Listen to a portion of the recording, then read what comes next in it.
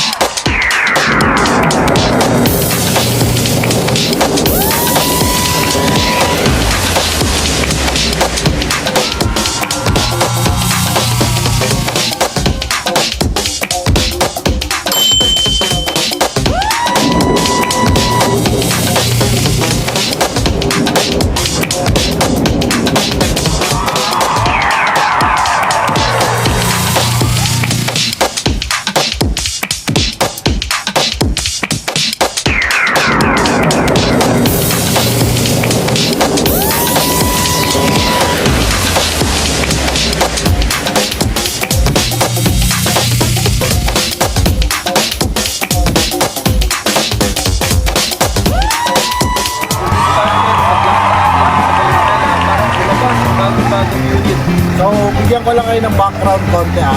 So, ito, na-purchase nila, sila sir. Na-purchase nila, makikita nyo sa page namin, is yung Isuzu reefer van to, reefer van to. So, kinonvert natin, ito yung sinasabi namin sa inyo, abangan nyo, kaabang-abang.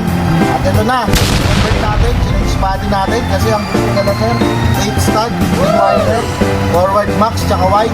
So, ito na. Kailangan nila is close van. So, ito na, nakikita mo, buo na to. Kinonvert natin.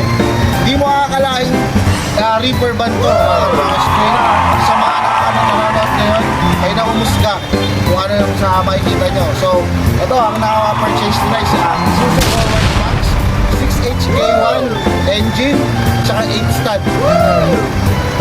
25 pala, sorry mga trackers, 25. 8 stud to mga trackers. So, mabait itong 8 stud natin mga trackers. Okay, papakilala namin sila from Baguio City. Ang ating mga paro. So, papakilala sila isa-isa. Sir, Dexter. Sir Dexter, no? Sir Manuel, Sir Aaron, at Sir, diba nakita nyo, si Sir, tsaka ito, sila yung nandito nung nakaraan na tumili ng unit na namili sila. So, Sir, anong masasabi nyo sa pagka po finish ng unit natin? So, anong una yung impression nung nakita nyo yung unit from reefer van to close van sa sa implante nyo? Parang labas ng kasa. Magkano sa panlasa namin, tsaka sa yung purpose niya sa business namin. Okay. Maganda. Bravo. Sila sir, sila yung nagmusisi sa unit nung pinabail nila to, yung reefer van pa siya. So, tinignan nila, and then sige, bibigyan namin kayo kung ano yung gusto nila. Yan, sabi namin sa inyo mga truckers, kung ano kailangan yung truck, nandito natin, gagawin natin yan. Kung ano yung kailangan nyo, kung ano yung gusto yung truck, so ito na. So, from reefer van to close van, and to surplus the van looks into brand new looks. Sir, di ba alam? So, mukha pa bang surplus? Hindi na nga sir eh. Brand new, di ba? Dito yan sa Golden 20 mga trucks. At saka, try Raymond, abot mo na yan sa kanila, yung dokumento, yung kitpas So na yan. mga trackers, patunayan na lalabas na nila itong truck natin. Diba? Ang mga pang-business pala nila mga truckers is, sir, sino pwede mag-vlog, yung business nyo? Sir, yung business nyo. Yung mga baka nanonood dyan. Diba? Sa ating mga viewers, ano ba? Yung pangalan sir, yung pangalan ng business. Ay, shoutout pala kay boss. Shoutout ko si boss. Si Sir Boss Kid, kanina nandito, so mainasikaso lang. So siya yung owner ng unit. And then yung yung Finder Sleepers. Finder Sleepers.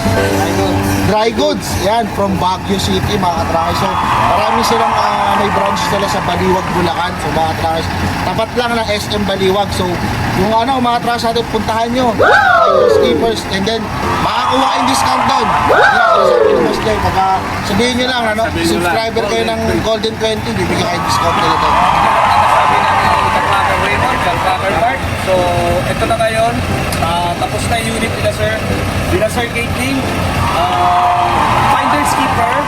Yung kanilang business. Dry goods. Located dyan. Dry goods sa Baliwag, Bulacan. So, yung business nila, sir, marami. So, marami silang dinideliver ng mga apparel, mga gamit. So, mga damit. So sila yung distributor dito sa Pilipinas. Sa Pier, tapos nadali nila hanggang Baguio hanggang Luzon. Luzon hanggang dito. Nakikita sila. Kaya yung mga buyers dyan ng truck, katulad nila, eto, sariwang-sariwa, 8-stand, 4-board box, 6HK1 dashboard, no computer box. Ano to mga katracker, kagandahan itong unit na to, rotary type to. Wala siyang computer box. Mas 8-stand pa. So, kinukwento nila sa akin kanina, kakargahan daw nila to ng pangarga nila. Pupunuin nila.